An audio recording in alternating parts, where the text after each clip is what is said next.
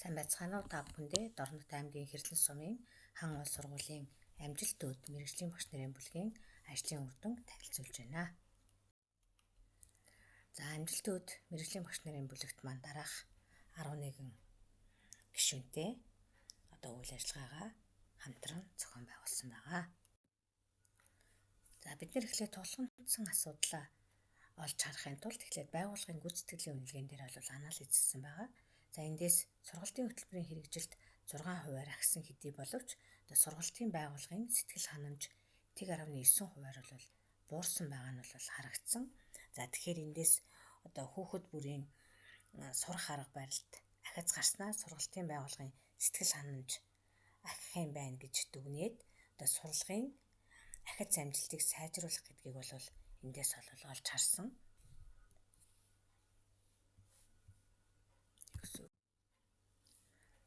За дараагийн тулгамдсан асуудал бол бид нэр сурагчдын унших чадварын гарааны үнэлгээ бол хийсэн байгаа.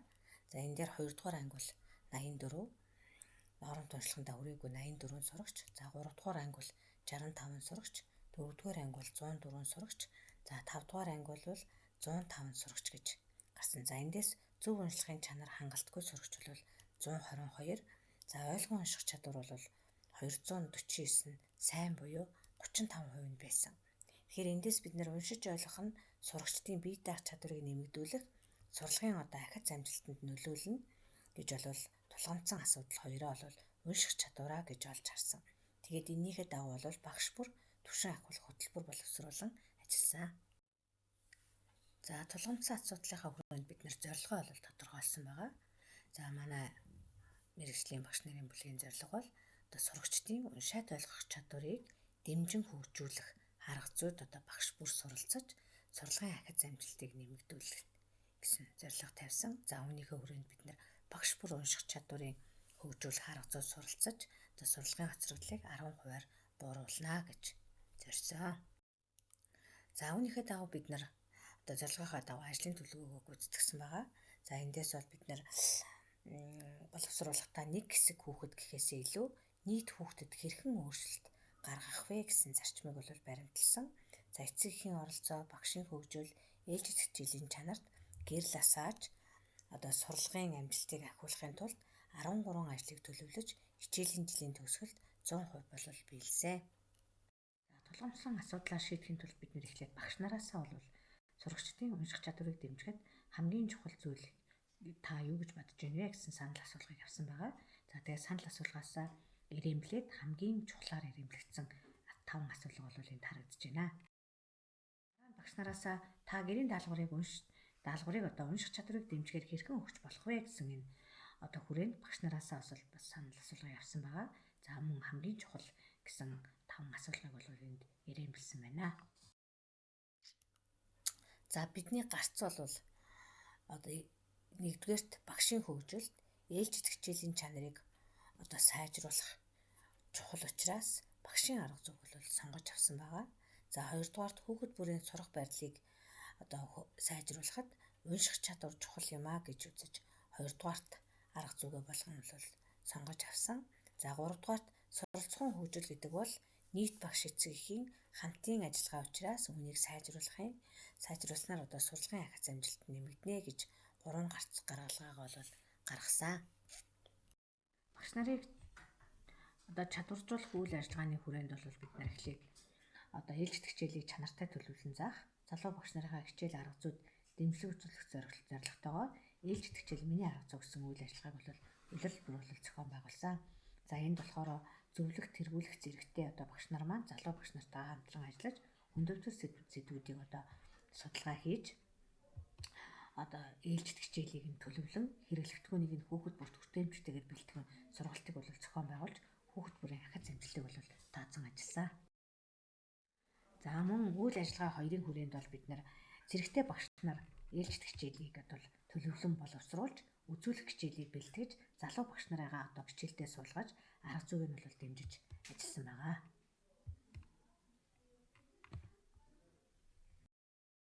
Дараагийн үйл ажиллагаа бол бид нар миний олж харсан санаа унших чадварт гэсэн энэ үйл ажиллагааг бол зохион байгуулсан байгаа. За энд бол өөрийн арга зүй туршлагаа бусдад болоод түгээн дэлгэрүүлэх, бусдаас суралцах зорилготойгоор энэ үйл ажиллагаанд бол нийт 22 багшуд бол оролцсон. За энд бол одоо багш бүр өөр ингэсэн арга зүйгээ бол бусдаа түгэж хамтран ажилласан байгаа. За унших чадварыг хөгжүүлэх одоо сурагчдын сурах арга барилыг нэмэгдүүлэх хүрээнд бол үг өгүүлбэрийг унших дугуулan, их унших дугуулan, за үлгэрч эцэг их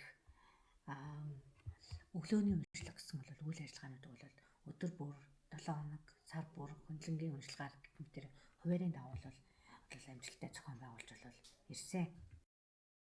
Сурагчдын сурах арга барилыг нэмэгдүүлэхийн тулд хоёрдугаар бид нар интеграц хичээл заах, интеграц даалгавар боловсруулж хамтын ажиллагаагаа сайжруулах зорилготойгоор сонирхолтой даалгаврыг бол туршин хэрэгжүүл үр дүн тооцсон байгаа. За энэ бол нэг даалгавраас нэлээд хэдэн хичээлийн гэрийн даалгаврыг бол үнэлэх боломжтой. За математик, монгол хэл, иргэний боловсрол, туршлага, урлаг, хүн ба орчин хөгжим гэсэн эдгээр хичээлүүдийг бол интеграцлж гэрийн даалгаварт нь унших чадварт нь суйрлан бол өгсөн байгаа. За энэ даалгаврыг бол бид нар 27 бүлгийн 829 сурагчид 12 удаагийн даалгаврыг бол өгч ажилласан. Сонирхолтой даалгаврыг суралцаж төгтөө дараах үйл ажиллагааны дагуу бол өгч хэрэгжүүлж бол үр дүнгээ тооцдог байгаа. За энд бол гол зүйл бол секцээр хамтран сонирхолтой даалгавраа боловсруулад баасан гаргаж өгдөг.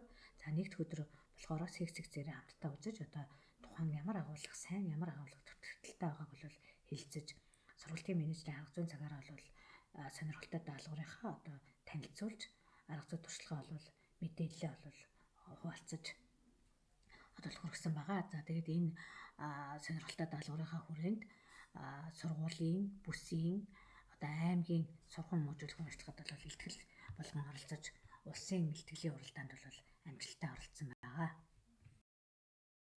За дараагийн одоо сурагчдын сурах арга барилыг нэмэгдүүлэх чиглэлийн хүрээнд бол манай сургуулийн уламжлалт болгон ажил болсон эцэг их таатын түгээгч бидний хичээл багш айлчлал гэсэн гол үйл ажиллагаа байгаа. За энэ үйл ажиллагааг бид нар сүүлийн одоо 3 жил дараалан бол амжилттай хэрэгжүүлж байгаа. Одоо 27 бүлгийн давхарцсан дагавар 815 эцэг эхчүүдэд бол хичээл сууж ажилласнаар одоо үр дүнгээ тооцож одоо хүүхдүүдийнхээ сурлагын амжилтад бол нөлөөлөхөд одоо үр дүн өгч байна. Үр дүн өглөөний уншлагын цагийг анги удирдсан багш бүр асуултын цангаар хөтлөн уншсан номын тэмдэглэл хөтлүүлж одоо уншлагын хурдыг ахиулснаар бид нар ойлгон унших чадвар маань 10-аас 35% бол агсан байгаа. За сар бүр одоо уншигч анги, уншигч сурагчийг бол шалгаруулж одоо номын санжтайгаа бол хамтран ажиллаж үр дүнд хүрсэн байна. Мэргэжлийн багш нарын бүлгийн энэхүү одоо үйл ажиллагаагаа бид нар одоо сургуулийнхаа 76 багш, бага ангийнхаа 27 багш, за 5 дугаар бүсийн 21 багш, Дорнот аймгийн багш нар за үндэсний хэлэлцүүлэг, за хэлэлцүүлгээр бол түгээн дэлгэрүүлж гарын авлага боловсруулж бол үйл ажиллагаагаа түгээн дэлгэрүүлсэн байна. За уншсан хүүхд хөгждөг гэсэн уриатаагаар бол үйл ажиллагааг төлөвлөгөөний дагуу бол зохион байгуулснаар ойлгон унших чадварыг бол сайжруулж ажилласан. Ингэж одоо ойлгон унших чадварыг хөгжүүлснээр хүүхэд бүрийн бичих бодох чадвар мөн дээшилж байгаа нь одоо хөндлөнгийн үнэлгээ болон бусад ажлуудаас бол харагдаж байна. За өглөөний уншлагыг нийт бага сургуулийн хэмжээнд 845 сурагчид бол бүрэн бол хамрагдсан байгаа. За ингэснээр бол жижиг ном хийх, хэл яриаг хөгжүүлэх, дүрийн тоглолт хийх гэх мэтэр бол бүтээлийг 30% гаргаж бол агцтай бол ажилласан. За багш нар суралцагч эцэг гэсэн 3 холбоогоор хамтран ажиллаж ойлгон унших чадвараа 35 хүртэлх хувиар бол ахиж ажилласан нь бол хөндлөнгийн үнэлгээний ахиц амжилтаас бол харагдаж байна.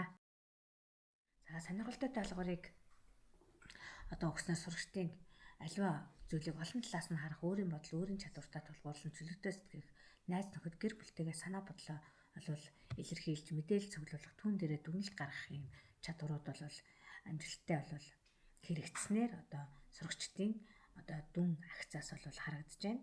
За энэхүү одоо сонирхолтой даалгавар маань гэрийн даалгаврын ачааллыг бол багасгаж 4 төвшингээс дээш үнэлгээтэй суралцж байгаа сурагчдад 40 минут, 3 дугаар төвшингээс доош үнэлгээтэй суралцж байгаа сурагчдад 60 минут зарцуулж байгаа нь өмнө үеийн одоо 2-3 цаг орчим сууж гэрийн даалгавар хийж байсантай харьцуулахад хугацаа бол хамаагүй багассан гэсэн юм дүгнэлтэнд хүрч байна.